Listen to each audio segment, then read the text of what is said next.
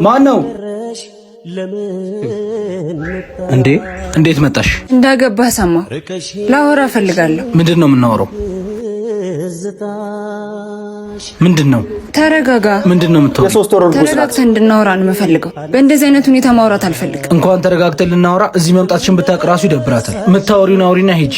አንተ ነኝ ላይ እንደዚህ የምትሆንብኝ? ቆይ ምን አደረግኩ? እንዴትና በምን ሁኔታ ውስጥ ተሽኝ እንደሄድሽ ትዝ ይልሻል?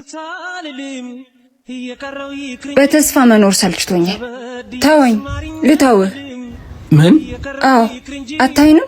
በእንደዚህ አይነት ህይወት ውስጥ መቀጠል አልፈልግም። ትንሽ ጊዜ እኮ ነው። እኔ ወስኛለሁ። ምንም ነገር ሀሳቤን አያስቀይረኝ። ሳቄን የቀማሽኝ እንዳትረሹ።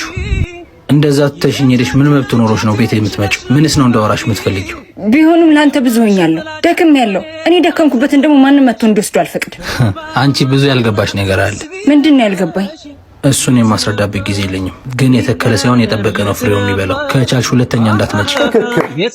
አንቺ እኮ ስትናገሪ በቃ ጠብ አይልም። የወደቁትን ሲያነሳበት ሰው በቃ ያብዳል።